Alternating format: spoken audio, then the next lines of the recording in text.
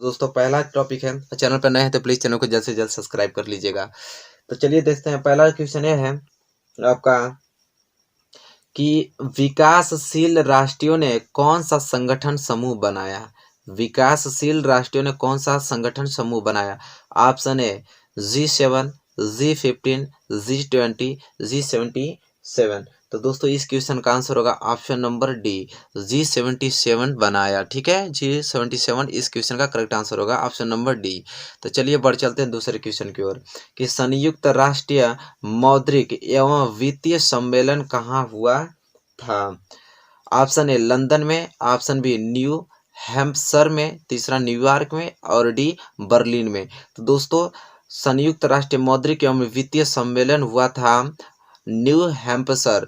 Option B इस question का सही आंसर होगा दोस्तों। ठीक है, उम्मीद करता हूं कि आपको समझ में आ रहा होगा। चलिए इसी के साथ बढ़ चलते हैं क्वेश्चन नंबर तीसरे की ओर। क्वेश्चन नंबर तीसरा दोस्तों है कि महानदी का प्रारंभ किस वर्ष हुआ था।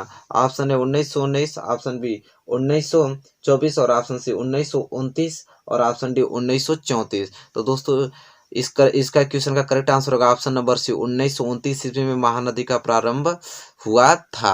चलिए इसी के साथ दोस्तों बढ़ चलते हैं अगले क्वेश्चन की ओर। ठीक है, देखिए नेक्स्ट क्वेश्चन आपका है कि हेनरी फोर्ड ने कार उद्योग की स्थापना कहाँ की थी।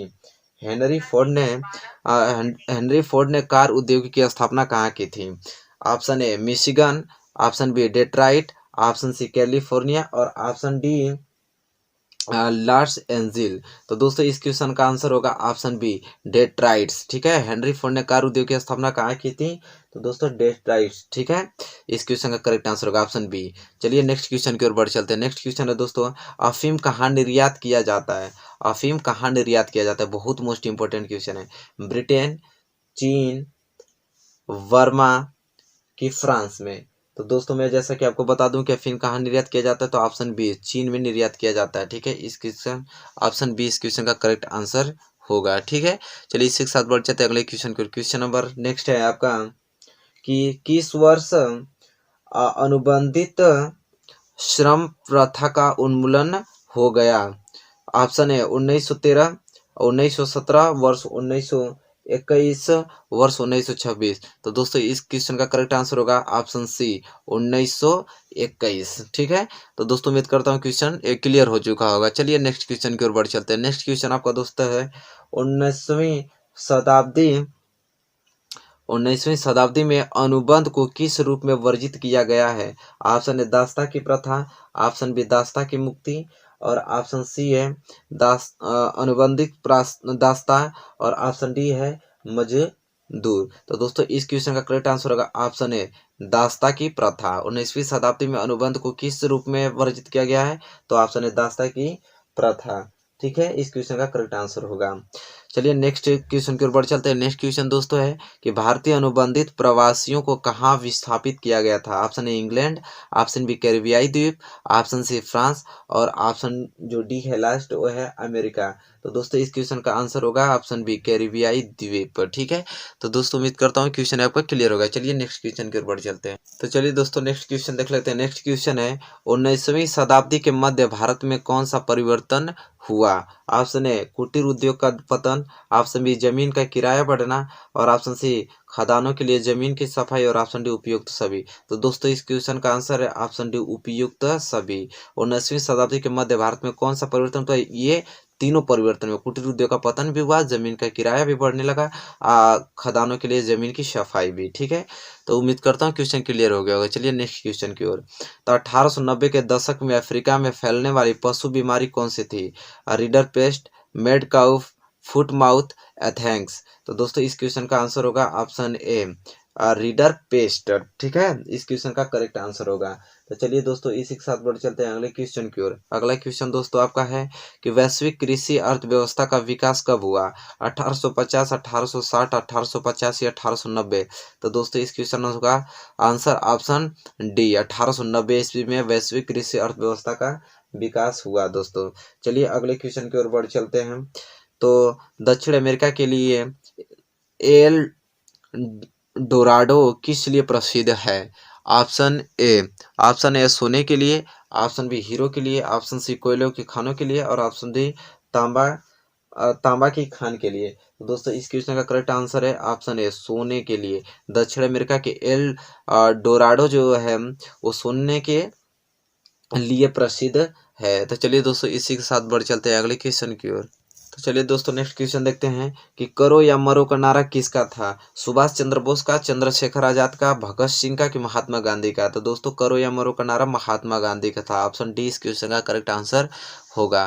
तो चलिए दोस्तों नेक्स्ट क्वेश्चन की ओर बढ़ चलते हैं। नेक्स्ट क्वेश्चन आपका है कि वंदे मातरम गीत के रचयिता कौन थे? रविंद्रनाथ टैगोर, सोहनलाल त्रिवेदी, बंकिम चंद्र चटर्जी कि रामधारी सिंह दिनकर? तो दोस्तों इस क्वेश्चन का जो आंसर होगा वो बंकिम चंद्र चटर्जी होगा। ठीक है, वंदे मातरम गीत का रचयिता यही थे।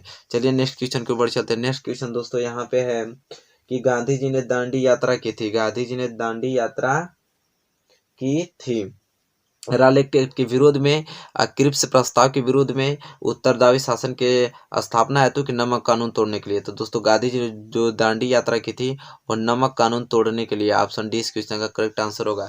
तो चलिए दोस्तों उम्मीद करता हूँ क्वेश्चन आपको क्लियर हो चुका होगा। चलिए नेक्स्ट क्वेश्चन की ओर बढ़ते हैं। तो चलिए दोस्तों नेक्स्ट क्वेश्चन पढ़ लेते हैं कि सविनय अवज्ञा आंदोलन कब चलाया गया? सविनय अवज्ञा आंदोलन कब चलाया गया? तो दोस्तों 1920 में कि 1927 में कि 1930 में कि 1935 में? तो दोस्तों मैं बता दूं कि इस क्वेश्चन का करेक्ट आंसर होगा ऑप्शन सी, 1930 ईस्वी में सविनय अवज्ञा आंदोलन चलाया गया। चलिए दोस्तों नेक्स्ट क्वेश्चन की ओर बढ़ चलते हैं। नेक्स्ट क्वेश्चन है कि गांधी जी ने नमक सत्याग्रह कहाँ प्रारंभ किया था? जैसा कि दोस्तों आप लोग अभी पढ़े हैं क्या, दांडी के लिए। गांधी जी ने नमक सत्याग्रह कहाँ प्रारंभ किया? तो दांडी में किया। ठीक है, तो इस क्वेश्चन का सही आंसर होगा ऑप्शन बी।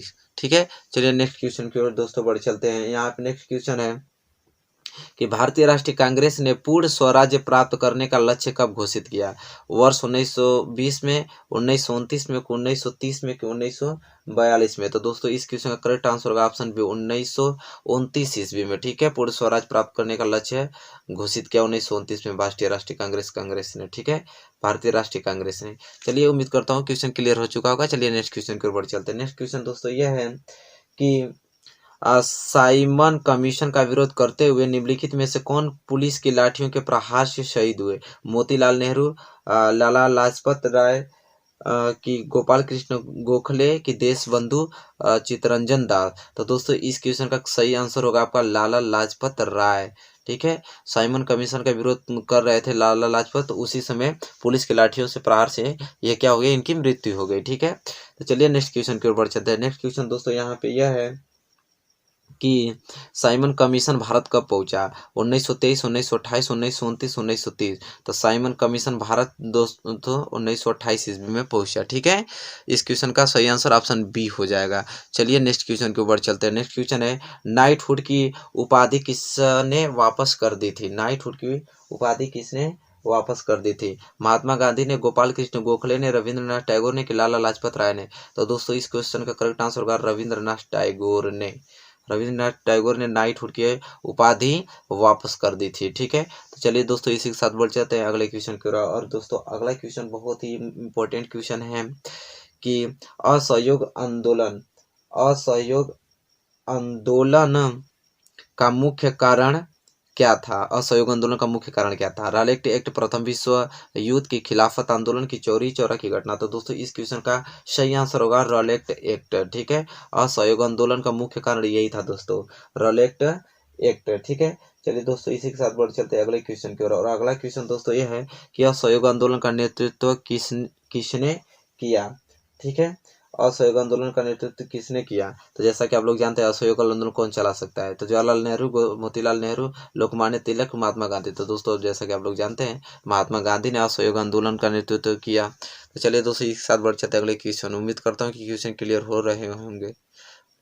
चलिए दोस्तों नेक्स्ट क्वेश्चन देख लेते हैं कि चंपारण सत्याग्रह में महत्वपूर्ण भूमिका किसने निभाई थी? सरदार वल्लभ भाई पटेल, राजेंद्र प्रसाद, महात्मा गांधी, जवाहरलाल नेहरू?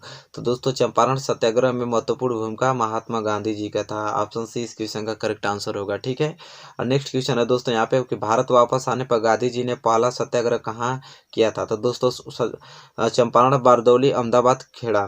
तो दोस्तों भारत वापस आने पर गांधी जी ने सबसे पहले सत्याग्रह चंपारण में शुरू किया था। ठीक है, तो चलिए दोस्तों इसी के साथ बढ़ चलते हैं अपने नेक्स्ट क्वेश्चन के अंदर। और नेक्स्ट क्वेश्चन है कि महात्मा गांधी अफ्रीका से भारत कब लौटे। महात्मा गांधी अफ्रीका से भारत कब लौटे? 1915, 1916, 1918, 1920 में। तो दोस्तों 1915 ईस्वी में महात्मा गांधी ने अफ्रीका से भारत लौटा। तो उम्मीद करता हूँ दोस्तों क्लियर होता हो रहा होगा। अगर वीडियो आपको अच्छी लगे तो प्लीज़ लाइक कीजिए और कमेंट भी कीजिए और ज़्यादा से ज़्यादा शेयर कीजिए। चलिए दोस्तों इसी के साथ बढ़ चलते हैं नेक्स्ट क्वेश्चन। और दोस्तों नेक्स्ट क्वेश्चन आपका यहाँ पे है कि इंग्लैंड में राजतंत्र को कब समाप्त कर दिया गया? 1660, 1672, 1688, 1696। तो दोस्तों इंग्लैंड में राजतंत्र को 1688 ईस्वी में पूर्ण रूप से समाप्त कर दिया गया। ठीक है, 1688 ईस्वी में। तो इस क्वेश्चन का ऑप्शन सी इस क्वेश्चन का करेक्ट आंसर होगा। चलिए दोस्तों इसके साथ बढ़ चलते हैं अगले क्वेश्चन की ओर। और अगला क्वेश्चन है दोस्तों, गैरीबाल्डी ने किस देश की राष्ट्रीय एकता के लिए संघर्ष किया था? ऑस्ट्रिया, इटली की जर्मनी की रूस। तो गैरीबाल्डी ने राष्ट्रीय एकता के लिए संघर्ष किया था किस देश से? तो दोस्तों इस क्वेश्चन का करेक्ट आंसर ऑप्शन बी होगा, इटली। ठीक है, तो दोस्तों उम्मीद करता हूँ क्वेश्चन आपको क्लियर हो चुका होगा। चलिए दोस्तों नेक्स्ट क्वेश्चन की ओर बढ़ चलते हैं। और नेक्स्ट क्वेश्चन दोस्तों गैरीबाल्डी संबंधित था। तो गैरीबाल्डी संबंधित था इटली के एकीकरण से, जर्मनी के एकीकरण से, कि अमेरिका के स्वतंत्रता संग्राम से, कि रूस की राज्य क्रांति से? तो दोस्तों गैरीबाल्डी संबंधित था इटली की एकीकरण से। इटली के एकीकरण से गैरीबाल्डी संबंधित था। चलिए दोस्तों देख लेते हैं आज का लास्ट क्वेश्चन। और आज का लास्ट क्वेश्चन है कि जूसेपे मैत्सिनी को किसने सामाजिक आदेश का सबसे बड़ा दुश्मन बताया? तो काउंटी काबूर, गैरीबाल्डी की मैटरनिख के विक्टर यूमुनियल। तो जूसेपे मैत्सिनी ने सामाजिक आदेश का सबसे बड़ा दुश्मन बताया मैटरनिख को। ठीक है, तो इस क्वेश्चन का सही आंसर होगा ऑप्शन सी, इस क्वेश्चन का करेक्ट आंसर होगा। तो चलिए क्वेश्चन नंबर पहले की ओर देखते हैं। क्वेश्चन नंबर पहला दोस्तों यह है कि अफीम कहाँ निर्यात किया जाता था? ठीक है, चलिए दोस्तों तो ये चीज प्रश्न पहला था आपका कि अफीम कहाँ निर्यात किया जाता था। Option A Britain, option B चीन, ऑप्शन सी वर्मा और ऑप्शन डी जो है फ्रांस। तो दोस्तों मैं बता दूं आप लोग अपने से आंसर चूज कर सकते हैं। ठीक है, मैं बताऊंगा तो आप आंसर मिलाइए और कमेंट बॉक्स में कीजिए कि आपका भी आंसर कितना सही है। ठीक है, आप साथ ही साथ हमारे साथ भी आप अपना चेक करते रहे मुझे कितना आ रहा है। ठीक है, तो मैं आप इसको बता दूं कि अफीम कहाँ निर्यात किया जाता था। तो इस क्वेश्चन का करेक्ट आंसर होगा ऑप्शन बी। कहाँ पे? तो चीन में। ठीक है, चीन में अफीम निर्यात किया जाता था। उम्मीद करता हूं कि क्वेश्चन नंबर पहला आपको समझ में आ गया होगा। क्वेश्चन नंबर दूसरे की ओर बढ़ चलते हैं। क्वेश्चन नंबर दूसरा यह दोस्तों है कि निम्न में से एक कौन सा व्यक्तिगत संसाधन नहीं है? इसमें से कौन सा व्यक्तिगत संसाधन नहीं है? चारों ऑप्शन में से पहला ऑप्शन है बागान, दूसरा है चारागाह, और ऑप्शन सी है भूमि, और ऑप्शन डी जो है वो खनिज संसाधन है। तो दोस्तों अपने दिमाग में सोचिए कि आपका कौन सा आंसर हो सकता है इसमें से। मैं आपको बता रहा हूं कि इस क्वेश्चन का करेक्ट आंसर होगा ऑप्शन नंबर डी। जितने बच्चे भी आपने दिमाग में सोचे होंगे कि ऑप्शन नंबर डी, तो उनका बिल्कुल करेक्ट आंसर होगा। ठीक है, ऑप्शन नंबर डी ये खनिज संसाधन क्या है? व्यक्तिगत संसाधन नहीं है दोस्तों। ठीक है, तो चलिए अब क्वेश्चन नंबर तीसरे की ओर बढ़ चलते हैं। क्वेश्चन नंबर तीसरा दोस्तों यह है कि जलोढ़ मिट्टी का निर्माण मुख्यतः किसके द्वारा होता है? क्वेश्चन नंबर तीसरा है कि जलोढ़ मिट्टी का निर्माण मुख्यतः किसके द्वारा होता है? ऑप्शन ए ज्वालामुखी द्वारा, ऑप्शन बी पवन द्वारा, और ऑप्शन सी हिमानी द्वारा, और ऑप्शन डी नदियों द्वारा। तो दोस्तों मैं आपको बता दूं, आप लोग अपने दिमाग से सोच लीजिए कौन सा आंसर आपका होगा। मैं अब बताने जा रहा हूं क्वेश्चन नंबर तीसरे का आंसर कि जलोढ़ मिट्टी का निर्माण मुख्यतः नदियों द्वारा होता है। ठीक है, तो इस क्वेश्चन का ऑप्शन नंबर डी इस क्वेश्चन का करेक्ट आंसर होगा। दोस्तों उम्मीद कर रहा हूं कि वीडियो आपको बहुत ही ज्यादा अच्छी लग रही होगी। अच्छी लगे तो प्लीज लाइक कीजिए, कमेंट कीजिए और वीडियो को शेयर कीजिए और अपने दोस्तों तक पहुंचाइए इन वीडियो को। चलिए क्वेश्चन नंबर चौथा देखते हैं। क्वेश्चन नंबर चौथा दोस्तों यह है कि भारतीय वन्य जीव संरक्षण अधिनियम कब पारित किया गया? भारतीय वन्य जीव संरक्षण अधिनियम कब पारित किया? वर्ष 1960 में, वर्ष 1972 में, वर्ष 1998 में, वर्ष 1986 में। तो दोस्तों अपने दिमाग से आप लोग का आंसर सोच लीजिए कौन सा आपका आंसर होगा। तो दोस्तों मैं बताने जा रहा हूं कि भारतीय वन्य जो जीव है संरक्षण अधिनियम कब किया गया, कब पारित किया गया? तो दोस्तों इस क्वेश्चन का करेक्ट आंसर है ऑप्शन नंबर बी, वर्ष 1972 ईस्वी में पारित किया गया। ठीक है, भारतीय वन्यजीव संरक्षण अधिनियम। तो दोस्तों उम्मीद करता हूं कि ये क्लियर हो चुका होगा आप लोगों का। ठीक है, कमेंट बॉक्स में बताते भी रहिएगा, तब पूरा कर लेंगे क्वेश्चन, बताइएगा कि मेरे इतने में से इतना सही था। ठीक है, अच्छा लगेगा मुझे। क्वेश्चन नंबर 5वां यह है कि भारत में सर्वाधिक वन क्षेत्र वाला राज्य कौन सा है? ठीक है। भारत में सर्वाधिक वन क्षेत्र वाला राज्य कौन सा है? मिजोरम है कि मध्य प्रदेश है कि उत्तर प्रदेश है कि गुजरात? चलिए अपने दिमाग में थॉट उत्पन्न कीजिए कि कौन सा ऑप्शन सही होगा। अब मैं बताने जा रहा हूं कि इस क्वेश्चन का करेक्ट आंसर होगा option number B, Madhya Pradesh. तो भारत में सर्वाधिक वन क्षेत्र वाला राज्य मध्य प्रदेश है दोस्तों, ठीक है। तो उम्मीद करता हूं कि क्वेश्चन नंबर 5वां क्लियर हो चुका होगा। क्वेश्चन नंबर 6वां देखते हैं। क्वेश्चन नंबर 6वां दोस्तों यह है, रिहंद बांध परियोजना किस राज्य में बनाई गई है? ऑप्शन ए पंजाब में, ऑप्शन बी आंध्र प्रदेश में, ऑप्शन सी बिहार में और ऑप्शन डी उत्तर प्रदेश में। तो दोस्तों मैं समय कुछ दे रहा हूं, आप लोग अपने दिमाग से सोचिए कि रिहंद बांध परियोजना किस राज्य में बनाई गई है। तो दोस्तों मैं बताने वाला हूं कि इस क्वेश्चन का करेक्ट आंसर होगा option number D, Uttar Pradesh में रिहंद बांध परियोजना बनाई गई है। तो दोस्तों उम्मीद करता हूं कि ये चीज क्लियर हो रही है, आप लोगों को अच्छा भी लग रहा होगा। अब हम बढ़ चलेंगे अगले क्वेश्चन की, क्वेश्चन नंबर 7वें की ओर। क्वेश्चन नंबर 7वां दोस्तों यह है कि भारत में सर्वाधिक रबड़ उत्पन्न करने वाला राज्य है। भारत में सर्वाधिक रबड़ उत्पन्न करने वाला राज्य है। Option A Tamil Nadu, option B Kerala और ऑप्शन सी कर्नाटक और ऑप्शन डी ओडिशा। तो अपने दिमाग में सोचिए कि भारत में सर्वाधिक रबड़ उत्पन्न करने वाला राज्य कौन सा हो सकता है। तो दोस्तों अब मैं बताने वाला हूं इस क्वेश्चन का करेक्ट आंसर कि वो कौन सा राज्य है। तो दोस्तों केरल इस क्वेश्चन का option number B correct answer है दोस्तों, ठीक है। जिन लोगों ने सोचा होगा कि केरल होगा उनका भी सही होगा, ठीक है, कमेंट कर दीजिएगा। क्वेश्चन नंबर 8वां पढ़ते हैं। क्वेश्चन नंबर 8वां दोस्तों यह है, हरित क्रांति संबंधित है। हरित क्रांति किससे संबंधित है? कृषि उत्पाद से, पशुपालन से, कृषि उत्पाद में वृद्धि से कि कृषि उत्पाद के व्यापार से? तो चलिए दोस्तों सोचिए कि इस क्वेश्चन का करेक्ट आंसर क्या हो सकता है। तो जैसा कि आप लोग जानते हैं कि हरित क्रांति संबंधित है कृषि उत्पाद से, ऑप्शन ए इस क्वेश्चन का करेक्ट आंसर होगा, ठीक है। तो उम्मीद करता हूं कि वीडियो आपको बहुत ही ज्यादा इंटरेस्टिंग लग रही होगी, आप लोग इंजॉयमेंट से पढ़ रहे होंगे, ठीक है। अपने दिमाग पे कोई भी फोर्स ना कीजिए, 1-2 बार वीडियो देखेंगे दिमाग में इमेज बन जाएगा इसका, ठीक है। आराम से पढ़िए, ठीक है, प्रेशर लेके पढ़ा नहीं जाता। चलिए क्वेश्चन नंबर 9 देखिए। क्वेश्चन नंबर 9 दोस्तों यह है कि निम्न में से धात्विक खनिज है। ऑप्शन ए तांबा, ऑप्शन बी अभ्रक और ऑप्शन सी हीरा और ऑप्शन डी चूना। तो बताइए कि निम्न में से धात्विक खनिज कौन हो सकता है, ठीक है, इन चारों ऑप्शन में से। तो चलिए आप सोचिए, अब मैं इस क्वेश्चन का करेक्ट आंसर बताने वाला हूं कि इस क्वेश्चन का करेक्ट आंसर है कि निम्न में से धात्विक खनिज है आपका तांबा। ऑप्शन ए इस क्वेश्चन का करेक्ट आंसर है दोस्तों। उम्मीद करता हूं वीडियो आपको अच्छी लग रही होगी। क्वेश्चन नंबर 10 में बढ़ चलते हैं। क्वेश्चन नंबर 10 यह है, भारत में अभ्रक उत्पादन में किस राज्य का प्रथम स्थान है? भारत में अभ्रक उत्पादन में किस राज्य का प्रथम स्थान है? ऑप्शन ए बिहार में, ऑप्शन बी झारखंड में, ऑप्शन सी आंध्र प्रदेश में कि ऑप्शन डी मध्य प्रदेश में, ठीक है। तो चलिए सोचिए कि कौन सा आंसर इस क्वेश्चन का हो सकता है। तो दोस्तों इस क्वेश्चन का करेक्ट आंसर होगा option number D Madhya Pradesh.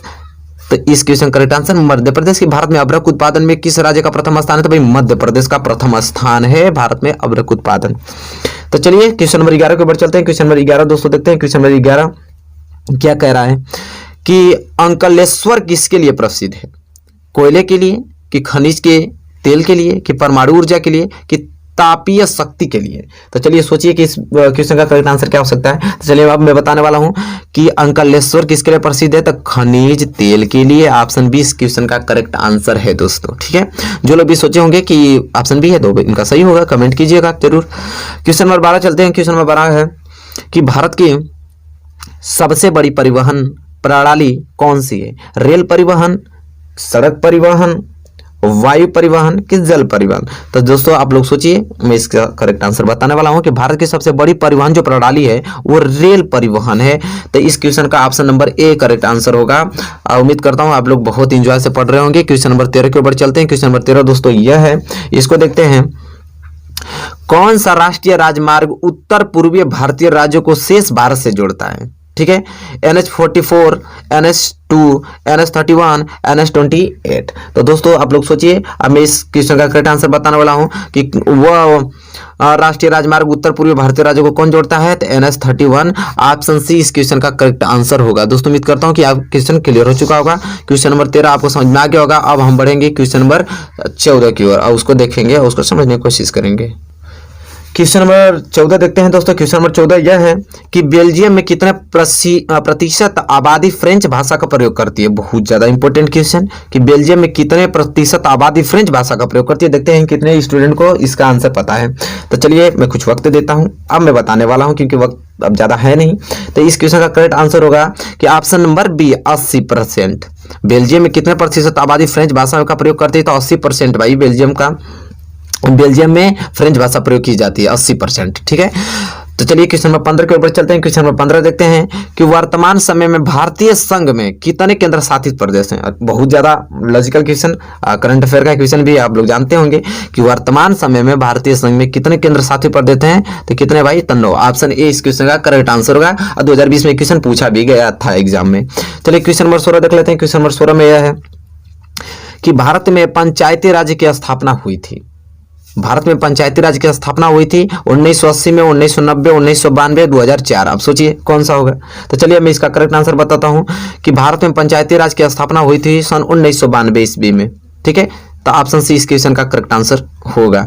चलिए अब क्वेश्चन नंबर 17 के ओर चलते हैं। क्वेश्चन नंबर 17 देखते हैं, बहुत ही ज्यादा इंपॉर्टेंट क्वेश्चन। क्वेश्चन नंबर 17 है कि निम्नलिखित में से किस देश को धार्मिक और जातीय पहचान के आधार पर विखंडन का सामना करना पड़ा। Option A Belgium, option B Bharat, option C Yugoslavia और ऑप्शन डी नीदरलैंड। तो चलिए दोस्तों सोचिए कि कौन सा होगा। तो दोस्तों इस क्वेश्चन का करेक्ट आंसर है यूगोस्लाविया। ठीक है, ऑप्शन सी इस क्वेश्चन का करेक्ट आंसर होगा। ठीक है, उम्मीद करता हूं आप लोग नोट भी कर लिए होंगे। क्वेश्चन नंबर 18 के ऊपर चलते हैं। क्वेश्चन नंबर 18 को देखते हैं और क्वेश्चन नंबर 18 दोस्तों यह है कि भारत में महिलाओं के लिए आरक्षण की व्यवस्था है। भारत में महिलाओं के लिए आरक्षण की व्यवस्था है। लोकसभा, विधानसभा, मंत्रिमंडल की पंचायती राज की संस्थाएं। ठीक है, आप लोग सोचिए। तो दोस्तों मैं बता दूं कि भारत में महिलाओं के लिए आरक्षण की जो व्यवस्था है वो करती है पंचायती राज संस्थाएं। ठीक है, ऑप्शन डी इस क्वेश्चन का करेक्ट आंसर होगा। चलिए अब हम बात कर लेते हैं अगले क्वेश्चन की ओर। क्वेश्चन नंबर 19 की ओर। क्वेश्चन नंबर 19 देखते हैं कि राष्ट्रवाद का प्रारंभ जिस देश से हुआ है वह है भाई जर्मनी है कि इटली है कि फ्रांस है कि इंग्लैंड। आप सोचिए। तो दोस्तों मैं बता दूं कि इस क्वेश्चन का जो करेक्ट आंसर है कि राष्ट्रवाद का प्रारंभ किस देश से हुआ है, तो इस क्वेश्चन का तो भैया फ्रांस से हुआ है राष्ट्रवाद का प्रारंभ। तो इस क्वेश्चन का ऑप्शन सी करेक्ट आंसर होगा। आप देखिए चलते हैं क्वेश्चन नंबर 20 की ओर, लास्ट क्वेश्चन के लिए। तो चलिए क्वेश्चन नंबर 20 पढ़ते हैं कि प्रशा के राजा विलियम्स प्रथम को जर्मनी का सम्राट कब घोषित किया गया। बहुत ज्यादा इंपॉर्टेंट क्वेश्चन। दिसंबर 1870 में, जनवरी 1870 में, ठीक है, कि जनवरी 1871 में, कि जनवरी 1872 में। तो चलिए सोचिए। तो दोस्तों इस क्वेश्चन का जो करेक्ट आंसर होगा वो है जनवरी 1871 ईस्वी में प्रशा के राजा विलियम प्रथम को जर्मनी का सम्राट घोषित किया गया था जनवरी 1871 ईस्वी में।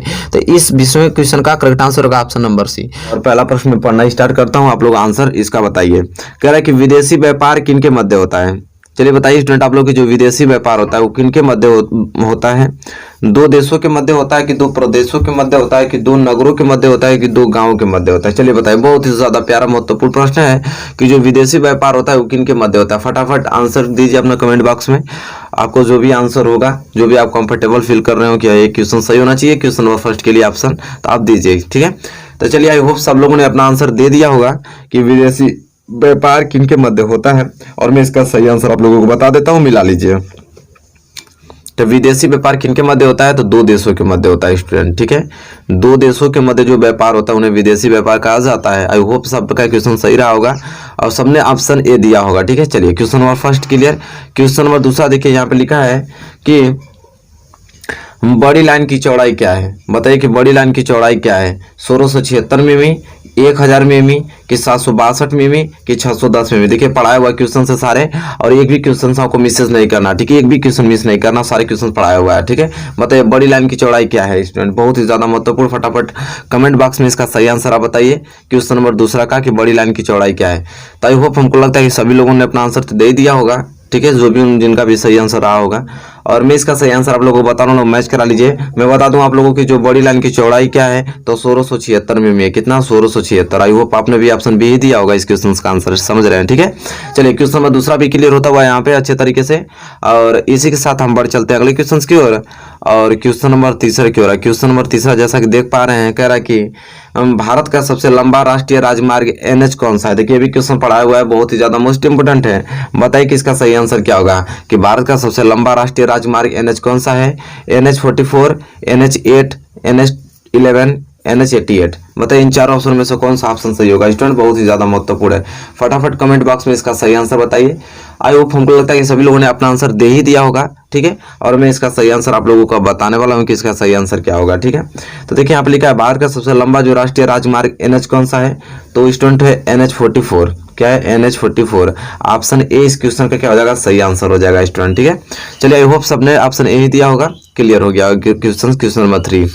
और इसी के साथ हम बढ़ेंगे अगले क्वेश्चन की ओर, क्वेश्चन नंबर 4 की ओर। और क्वेश्चन नंबर 4 स्टूडेंट यहाँ पे ये कह रहा है कि बेल्जियम में किस प्रकार की सरकार है। बताइए स्टूडेंट कि बेल्जियम में किस प्रकार की सरकार है, सामूहिक सरकार है कि सामुदायिक सरकार है कि राजतंत्र सरकार है कि एक पक्षीय सरकार है। बताइए, बहुत ही ज्यादा most important question number 4 student, ठीक है, कि बेल्जियम में किस प्रकार की सरकार है स्टूडेंट। तो चलिए फटाफट आंसर बताइए, क्वेश्चन नंबर 4 का सही आंसर क्या होगा कमेंट में करके बताइए।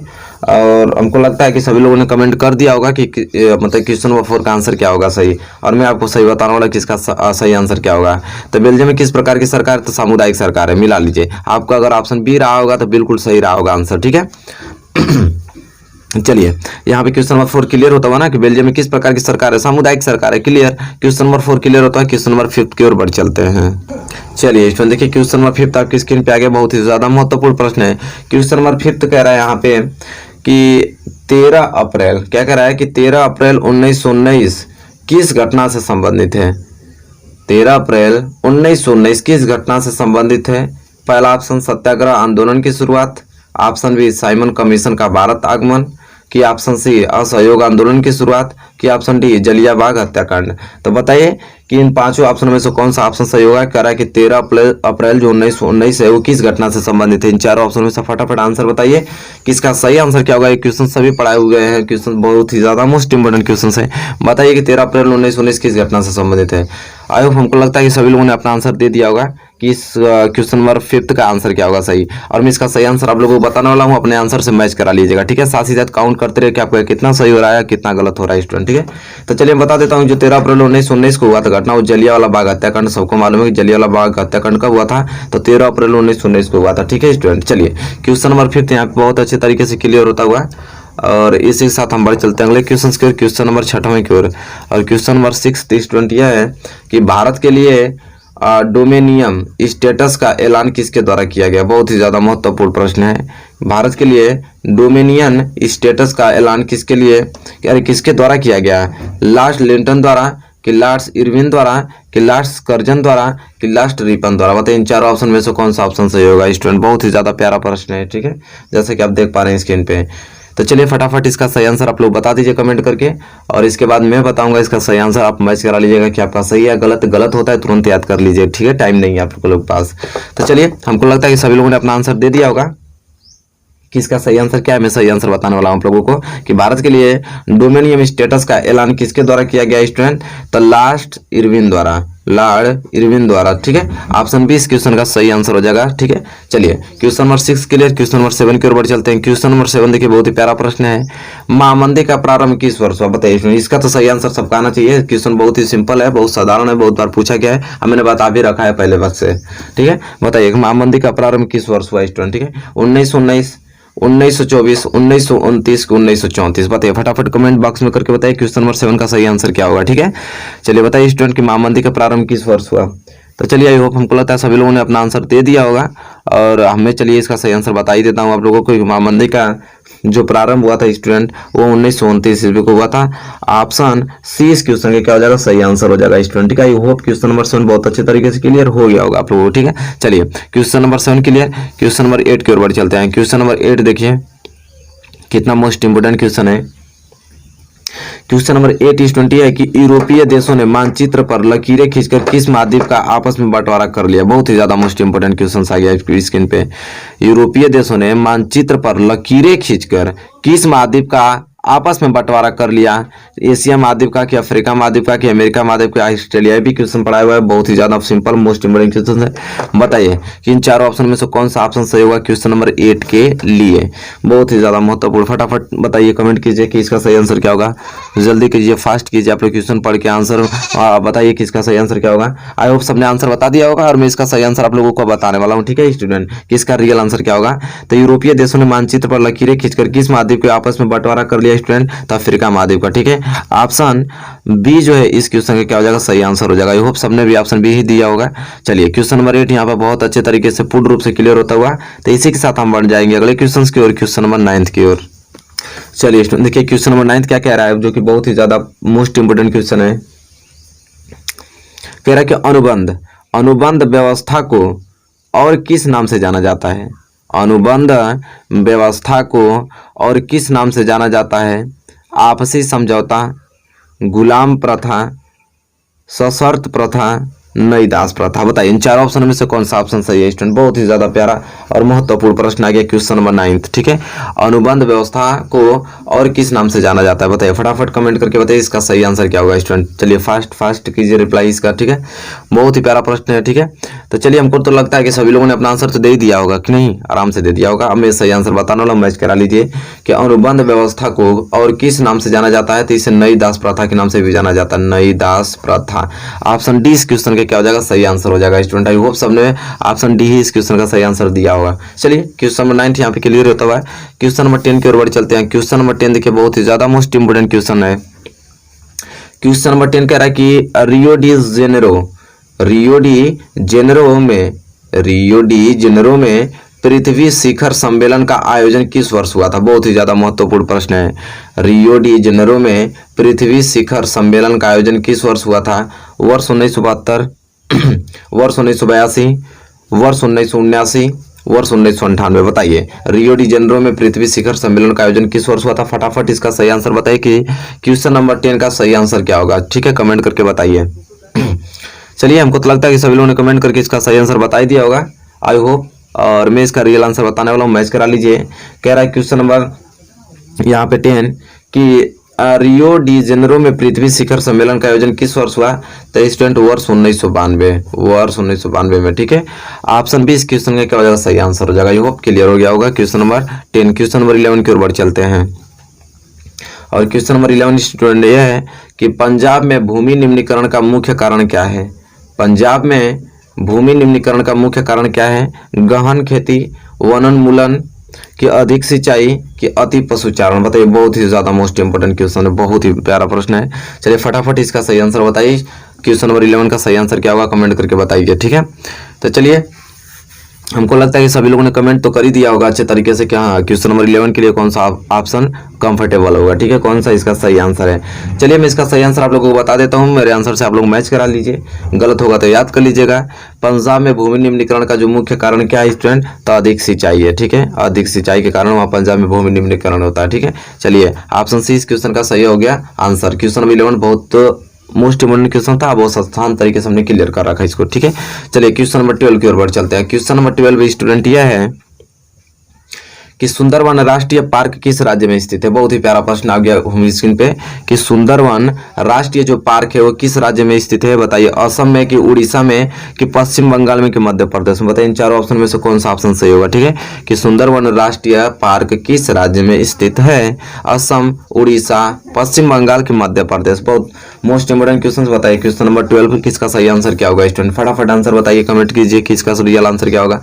तो चलिए हमको लगता है होप सबने अपना जो भी आंसर आपने चूज किया अपने दिमाग में सभी ने अपने कमेंट के माध्यम से हमें बता दिया। और अब बारी आती है मेरा सही आंसर बताने का। मैं बता रहा हूँ, आप लोग मैच कराइए कि सुंदरवन राष्ट्रीय पार्क किस राज्य में स्थित है। सब लोग जानते हैं कहाँ पे, पश्चिम बंगाल में। ठीक है, ऑप्शन सी इस क्वेश्चन का क्या हो जाएगा, सही आंसर हो जाएगा। पश्चिम बंगाल में सुंदरवन राष्ट्रीय पार्क है स्थित। ठीक है, चलिए क्वेश्चन नंबर 12 में यहाँ पे क्लियर होता हुआ। और क्वेश्चन नंबर 13 की ओर बढ़ चलते हैं। ठीक है, देखिए क्वेश्चन नंबर 13 स्टूडेंट यह है कि विश्व में सर्वाधिक वर्षा किस स्थान पर होती है। तो सबको मालूम होना चाहिए, बहुत ही मोस्ट इंपोर्टेंट है।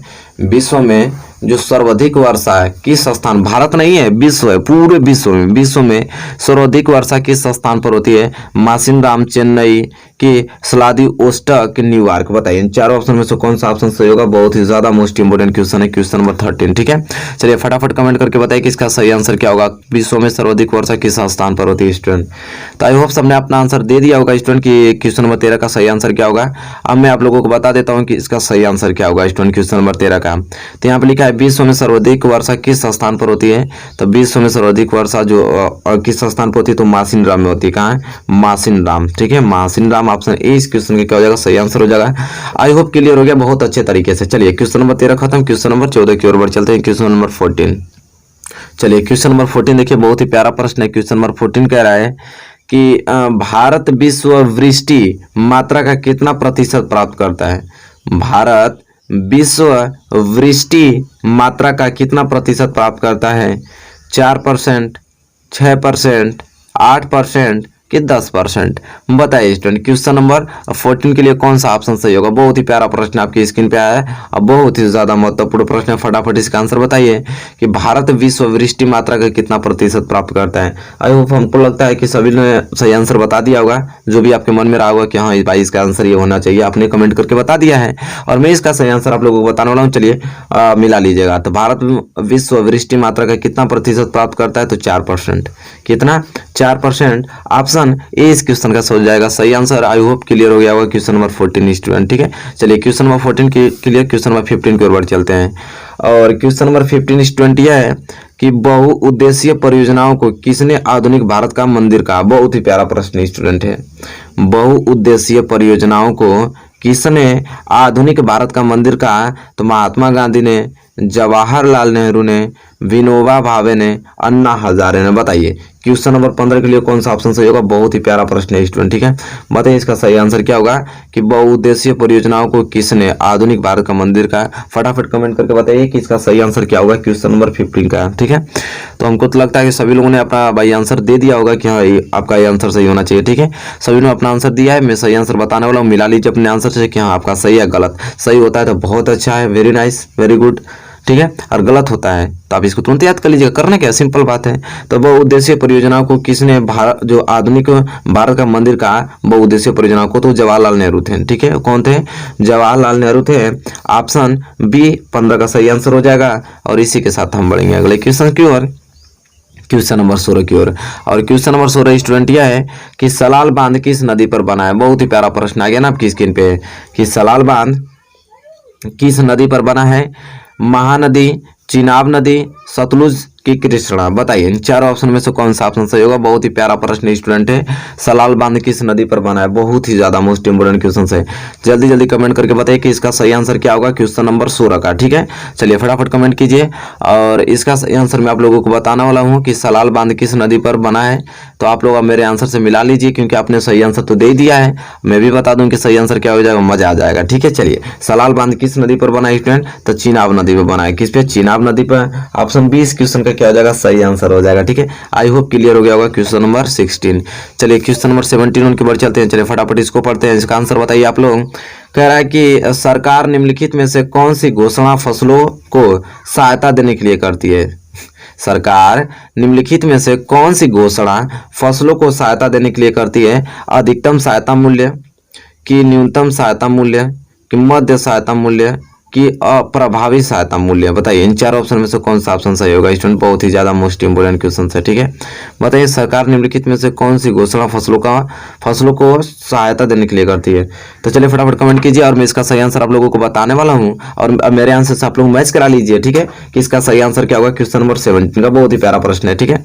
तो मैं बता दूं कि सरकार निम्नलिखित में से कौन सी घोषणा फसलों का सहायता देने के लिए करती है स्टूडेंट, तो न्यूनतम सहायता मूल्य, न्यूनतम सहायता मूल्य। ऑप्शन बी क्वेश्चन नंबर 17 का क्या हो जाएगा, सही आंसर हो जाएगा। आई होप आपने भी दिया होगा क्वेश्चन नंबर 17 का भी ही ऑप्शन दिया होगा। चलिए क्लियर हो गया होगा क्वेश्चन नंबर 17। क्वेश्चन नंबर 18 की ओर बढ़ चलते हैं। चलिए क्वेश्चन नंबर 18 देखिए आपकी स्क्रीन पे आ गया, जो कि बहुत ही ज्यादा मोस्ट इंपोर्टेंट है। क्वेश्चन नंबर 18 कह रहा है कि निम्नलिखित में से कौन सा उस कृषि प्रणाली को दर्शाता है जिसमें एक ही फसल लंबे चौड़े क्षेत्र में उगाई जाती है। निम्नलिखित में से कौन सा उस कृषि प्रणाली को दर्शाता है जिसमें एक ही फसल लंबे चौड़े क्षेत्र में उगाई जाती है। स्थानांतरित कृषि, रोपण कृषि, बागवानी कृषि, की गहन कृषि। बताइए क्वेश्चन नंबर 18 का सही आंसर क्या होगा। बहुत ही प्यारा प्रश्न है। फटाफट कमेंट बॉक्स में इसका सही आंसर बताइए कि इसका सही आंसर क्या होगा, ठीक है। चलिए तो हमको तो लगता है कि आपने सही आंसर बता ही दिया होगा कि इसका सही आंसर क्या होने वाला है क्वेश्चन नंबर 18 का। और मैं इसका सही आंसर आप लोगों को बता देता हूँ, मेरे आंसर से आप लोग मैच करा लीजिए। तो निम्नलिखित में से कौन सा उस कृषि प्रणाली को दर्शाता है जिसमें एक ही फसल लंबे चौड़े क्षेत्र में उगाई जाती है? तो वह है रोपण कृषि। ठीक है, रोपण कृषि ऑप्शन 20 क्वेश्चन का क्या हो जाएगा सही आंसर। आई होप आपने भी ऑप्शन बी ही दिया होगा। ठीक है, समझ रहे हैं। चलिए क्वेश्चन नंबर 18 तैयार। क्वेश्चन नंबर 19 की ओर बढ़ चलते हैं। क्वेश्चन नंबर 19 स्टूडेंट यह है कि मुंबई हाई प्रसिद्ध है। बताइए स्टूडेंट, मुंबई हाई प्रसिद्ध है तेल शोधक कारखानों के लिए कि फिल्मी सीटों के लिए कि गेटवे ऑफ इंडिया के लिए उपयुक्त में से कोई नहीं? बताइए, बहुत ही ज्यादा मोस्ट इंपोर्टेंट है। इसका सही आंसर क्या होगा बताइए फटाफट कमेंट्स करके। चारों ऑप्शन में से कौन सा ऑप्शन सही होगा? मुंबई हाई प्रसिद्ध है, किसके लिए प्रसिद्ध है भाई मुंबई हाई?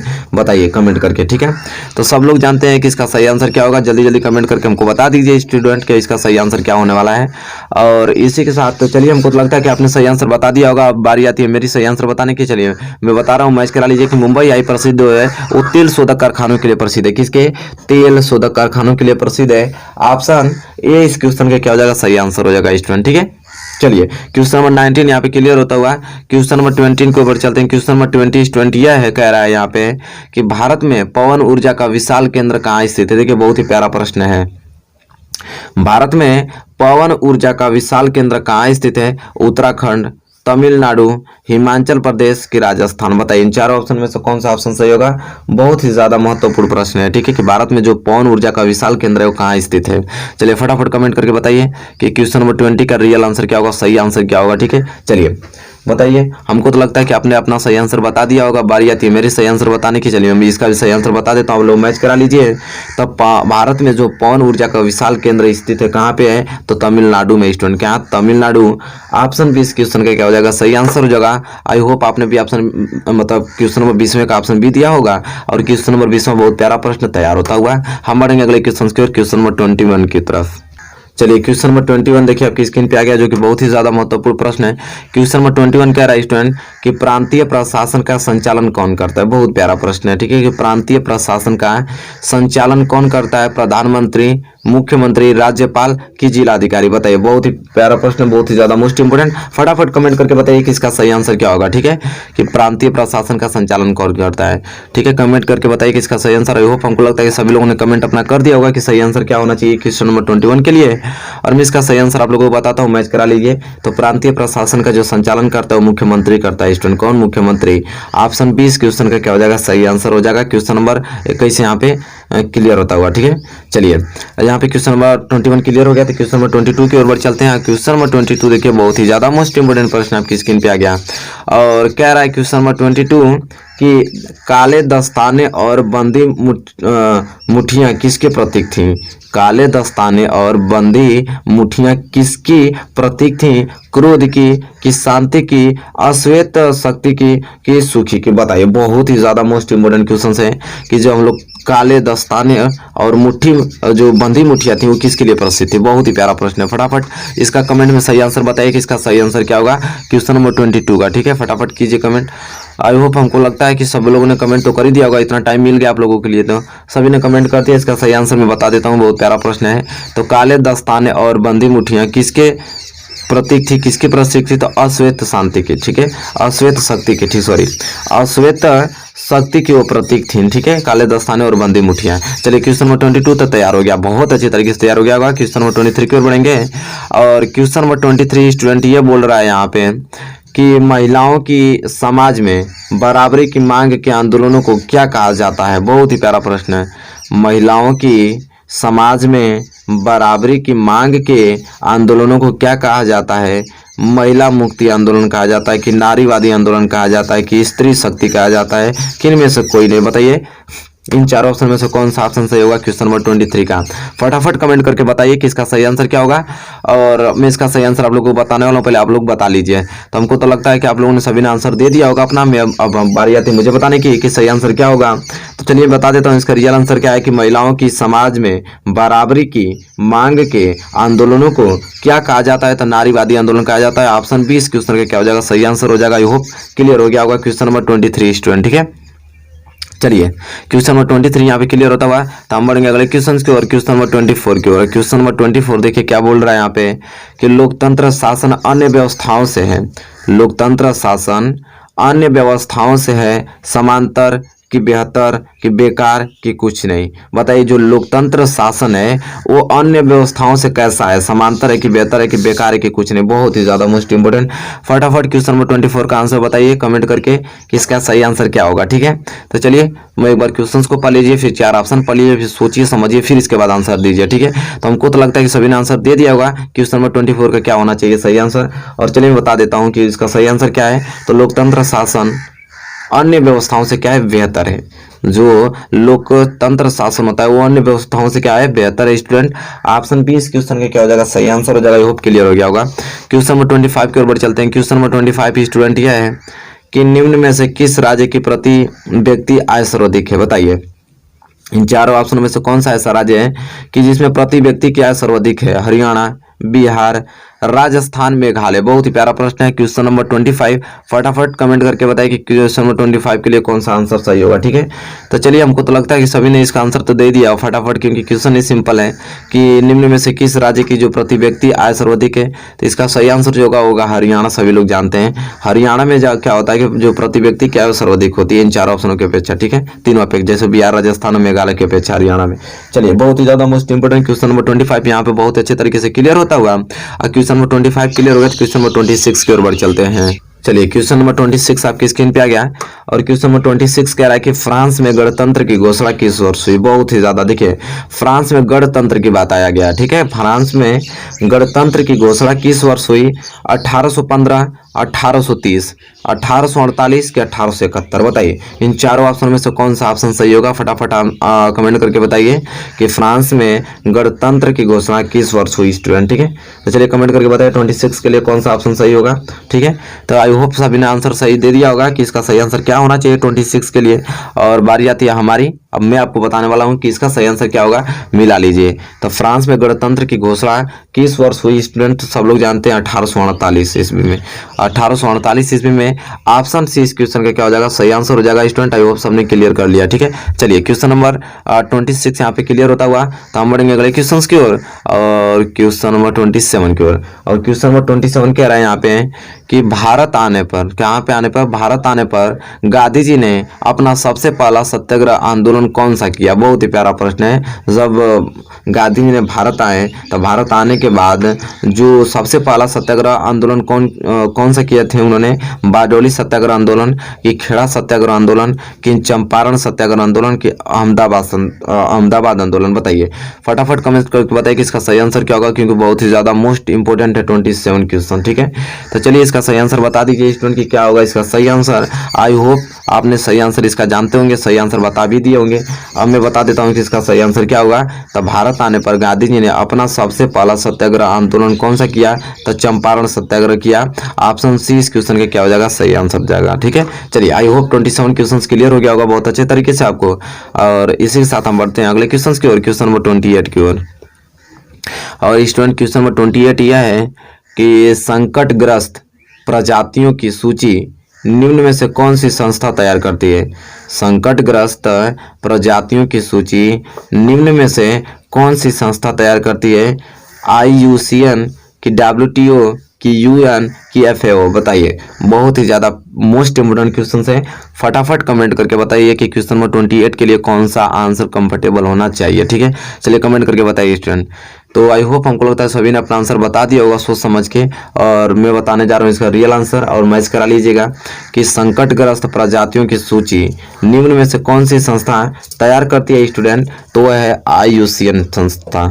जो IUCN संस्था यही तैयार करती है संकटग्रस्त प्रजातियों की सूची।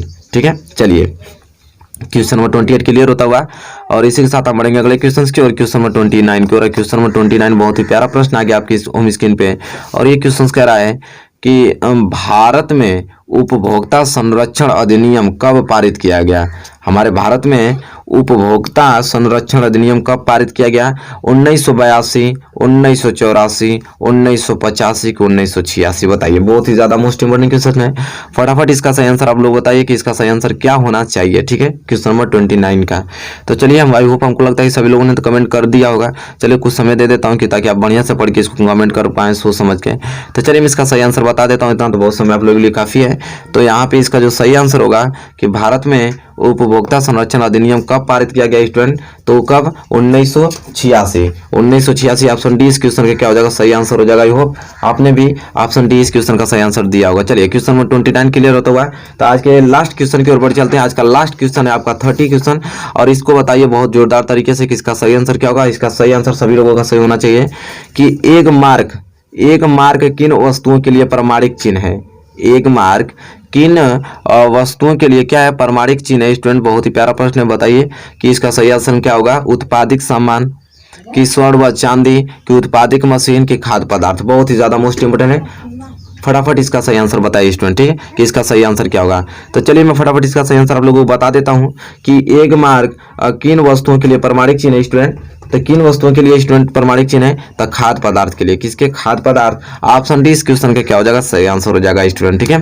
तो देखिए यहाँ पे मैंने 30 मोस्ट इंपोर्टेंट क्वेश्चन का टेस्ट लिया और आपने बहुत अच्छे तरीके से इंजॉयमेंट तरीके से आपने टेस्ट दिया। चलिए अब कमेंट करके बता दीजिए कि आपका कितना सही था और कितना गलत था। सबका बताना है स्टूडेंट, एक भी ऐसा स्टूडेंट छूटना नहीं चाहिए कि जो ना बताएं। सब लोग बताइए इसका मतलब आप लोग आपका कितना नंबर आया 30 क्वेश्चन में, ठीक है, करने के बाद। तो चलिए इस वीडियो को शेयर कर दीजिए ताकि जो टेस्ट नहीं दे पाए हैं तो बाद में टेस्ट दे पाए अच्छे तरीके से, ताकि उनको भी ये क्वेश्चन मालूम चल पाए। एक भी क्वेश्चन बचेगा नहीं, वादा है मेरा 2021 बोर्ड एग्जाम में, ठीक है।